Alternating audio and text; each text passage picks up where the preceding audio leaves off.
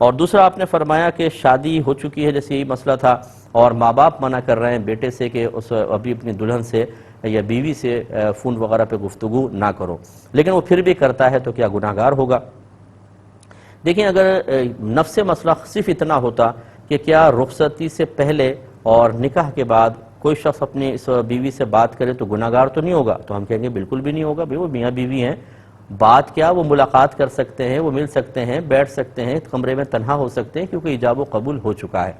لیکن آپ نے ایک چیز کنڈیشن ڈال دی کہ ماں باپ منع کر رہے ہوں، تو یہ بعض اوقات ایسا ہوتا ہے کہ کچھ خاندانی رسومات ایسی ہوتی ہیں، قیودات ایسی ہوتی ہیں کہ لڑکا لڑکی کے لیے یہ پسند نہیں کیا جاتا کہ رخصتی سے پہلے وہ بات کریں اگرچہ میاں بیوی ہیں، تو اس لیے ایسی صورتحال میں ماں باپ کا حکم ماننا لازم ہوگا۔ اب اگر وہ گفتگو کرے گا تو گناہ گار ہوگا۔ ویسے ماں باپ کو چاہیے کہ بالکل منع نہ کریں، تھوڑی بہت فون پہ اجازت دے دیں، ویسے گفتگو نہ کرنے دیں، مل کر یعنی ملاقات وغیرہ نہ کرنے دیں، اس میں کوئی پیچیدگی خاندانی لحاظ سے ہو سکتا ہے پیدا ہو جائے، لیکن اتنی سختی کرنا کہ تم اس سے بات بھی نہیں کر سکتے، بالکل ایک ایسا رویہ اختیار کرنے پر مجبور کرنا جیسے ایک اجنبی مرد اجنبی عورت کے ساتھ اختیار کرتا ہے یا اس پہ واجب ہوتا ہے، یہ بالکل درست نہیں ہے، ان کو بات کرنے دیں۔ یہ بہن نے فرمایا کہ کپڑے پہ ظاہری نجاست لگی ہو تو کیا ایسا ہو سکتا ہے کہ ہم اس کو پہلے ہلکا سا دھوئیں، پھر صابن سے اس کو دھو کر اور یعنی وہ پورا نجاست کے نکلنے کا یقین حاصل نہ کریں، 3 دفعہ دھونا 3 دفعہ نچوڑنا بھی نہ ہو، اور اب اس کو ٹب سسٹم سے یا بالٹی سسٹم سے پاک کر لیں؟ بالکل اس طرح پاک ہو جائے گا،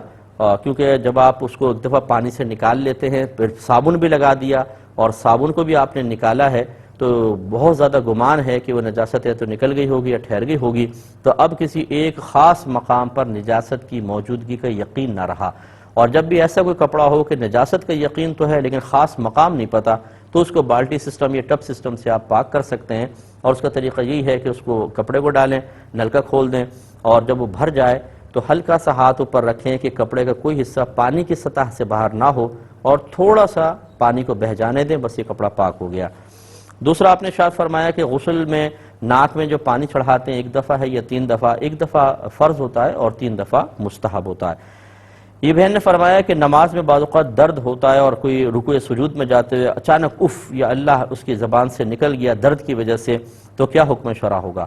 دیکھیں، عموماً جو درد کی وجہ سے اور کسی تکلیف کی وجہ سے غیر اختیاری طور پہ منہ سے الفاظ نکلتے ہیں، اس سے نماز فاسد نہیں ہوتی ہے، اگرچہ لفظ بھی بن جائے، اف یا اوہ بن جائے، اس کی گنجائش نکلتی ہے، تو اس سے نماز کے فساد کا حکم نہیں ہوگا۔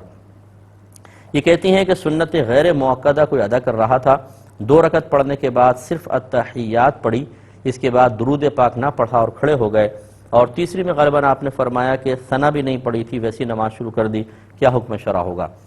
دیکھیں، سنت غیر موقدہ میں قاعدہ اولا میں، یعنی پہلے والے جو ہم 2 رکعت کے بعد بیٹھتے ہیں قاعدہ، اس کو قاعدہ اولا کہتے ہیں، اس میں التحیات کے بعد درود پاک پڑھنا فقط سنت ہے،